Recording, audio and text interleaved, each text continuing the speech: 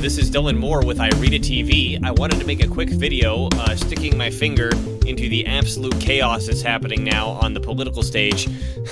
After assassination attempts and horrible debates, and now, is Joe Biden even alive? We don't even know. He's dropped out of the race. Kamala Harris has been endorsed. Is she going to be who knows, right?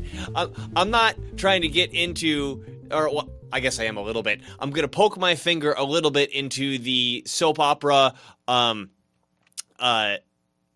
professional wrestling WWE boxing match, which is this ridiculous politics, because there was one thing thrown around about Kamala Harris, of all the things being thrown around about cackling, can't say a straight sentence, can't answer a question, Kamala Harris. I was listening to RFK give some presser, and I think I've heard this mentioned before, but RFK Jr. said it very succinctly, which was that Kamala Harris, apparently in the Attorney General's office in California, this is like 2011, I think it was, had the Attorney General's office in the state of California in general had some dispute with the Supreme Court revolving around the prison population in California. And it had to do with, I looked up some articles on this. I'm sadly reading from the Daily Beast and BuzzFeed News to get some of this information. But there was a struggle between the Supreme Court and the state of California about the prison population, because apparently the prisoners to the beds ratio, or how many units the prison was rated for, was like 2-1. So if a prison was rated for 1,000 people, they had 2,000 people in it, for example.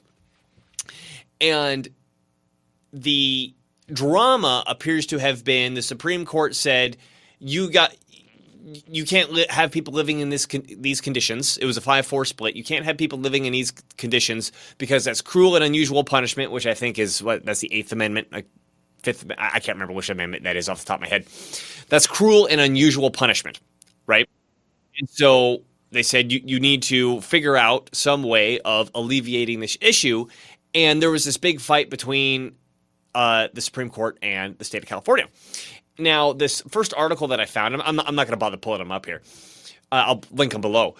Is from prospect.org, and prospect.org really took the angle of this is the anti-segregation or anti-desegregation playbook, because Kamala Harris was really utilizing the same tactics that the anti-desegregationists were using during the Jim Crow era. I'm not going to put my finger in that. I think it's worth pointing out that the state and the states and the federal courts, or even the Supreme Court, have been fighting with each other since day one. And I think you can argue that's a feature and not a bug of the United States. And I don't know, the stuff like this, unless you really know the details, can turn into a very, very large quagmire very, very quickly. Although, based on what we've seen of Kamala Harris, I have a tendency to think that the Supreme Court was in the right on this, just from a gut feeling, right? But when I was reading these articles, it became clear that the Attorney General's office in California, which was Kamala Harris, and the governor at the time, were really, really, really dragging their feet on the proposal on how to deal with this surplus prisoner population. And the idea, which was floated from the Supreme Court and apparently has been used in multiple other states, Washington State here being one of them, which is to say, okay, for the people who are low risk and minimum security prisoners, let's have some sort of program where if they only have a few months left, we could release them early in order to get these prisons not so overcrowded and meet whatever limit that they had to meet. That the Supreme Court said, you can't be 2-1, you could be 1.35-1 or whatever it was. And what's bizarre here is a statement that came out. It's not bizarre. It's not bizarre at all if you understand how people are greedy and psychopathic. The memo that came out of Kamala Harris's office.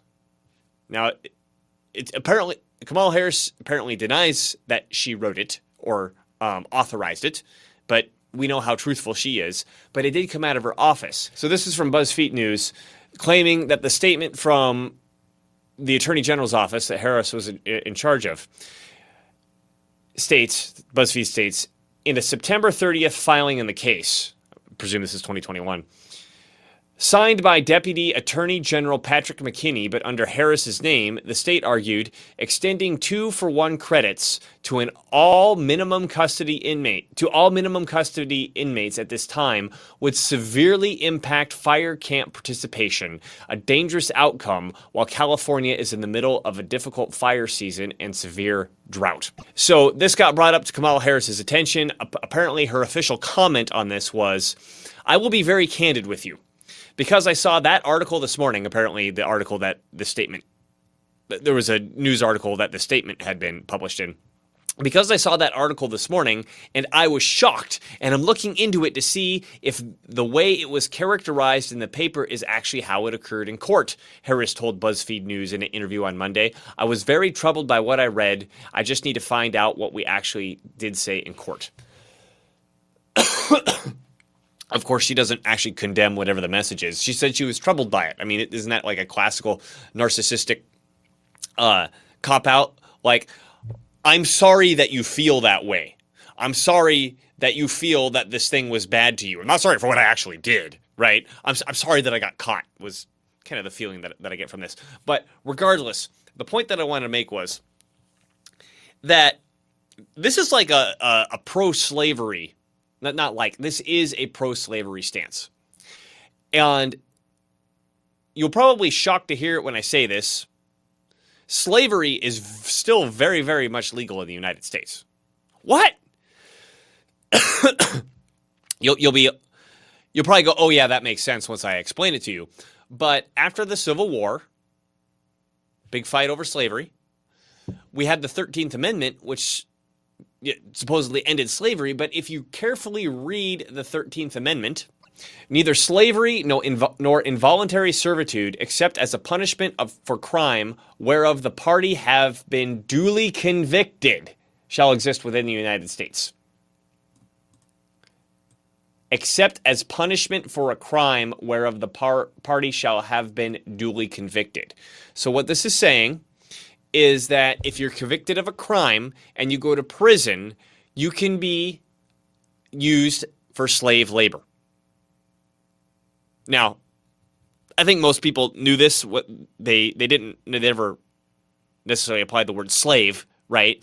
But when you have the Department of Corrections guys all getting into a bus and they show up and they, weed whack the city's gardens or whatever, or city property, they're not getting paid like minimum wage or something, or a competitive wage. It's slave labor. Yeah, they get paid like 25 cents an hour or something, but that's close enough to zero. We'll call it zero. So slave labor is still totally a thing. You just have to be a prisoner first.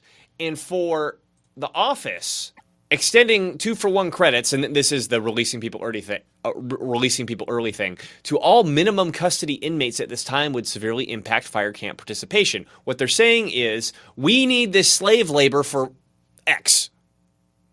And what makes this very interesting is it really shows that the minimum custody inmates are actually incredibly valuable to whoever controls them.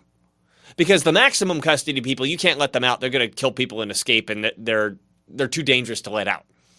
Medium custody, I'm sure it's like, it's too much of a risk. The minimum custody people, who maybe they're in there for a drug charge, or maybe an assault, or maybe, something where they're not like a super active risk. These people are typically like, I ain't causing no problems because I'm out in 4 months. I'm not doing anything, right? What great slaves. Right? You can depend on them to do work. You can depend on them not to cause any problems while they're working, because they want to keep everything in order so they can get out. And they work for free. And, honestly, they're even better than the old ball and chain. I mean, I guess it still is ball and chain slavery, right? They're still in, chains or whatever, doing the work. But the old style where you actually own the slave, because you had to spend money to take care of the slave. You got to feed him. You got to, I mean, you don't feed him well or house him well, but you still got to feed him and house him and do those sorts of things. In this case, whoever controls the slave labor, if some company is able to get a contract on it, or the state, even the state is saying, hey, we don't want to spend money on firefighters, or we don't want to spend money doing weed whacking for whatever, public roads or something. We could use this slave labor, and then they don't even have to pay to feed the guys, because that's just, other stuff that taxes are paying for. So the point that I want to get at here, like, even though Kamala Harris supposedly denied it, and what I read, it's not really a denial. It sounded more like, I'm going to be really upset if my name was attached to this statement. I mean, it's a trope at this point, and it's like boomerific sad to be like, well, no, the Democrats are really the party of slavery, but goddamn, right? I mean,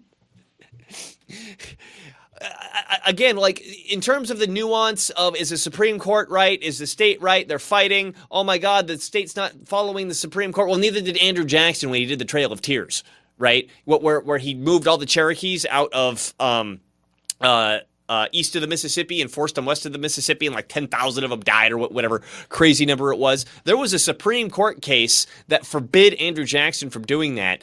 And I remember learning this in public school, honestly. His response was something like, well, let the Supreme Court come stop me with their army, or something like that, right? There's a long-standing tradition of all parts of the government in the United States fighting each other and not listening to each other, right? So I don't want to dive into that. What I want to dive into is that Kamala Harris appears to be literally the pro-slavery candidate. Literally the pro-slavery candidate. And I think it's worth pointing out. I think it's worth pointing out that, we need to do whatever we can to keep these minimum security inmates, because we can use them as a public resource as slaves. So this has been Dylan with iRead TV.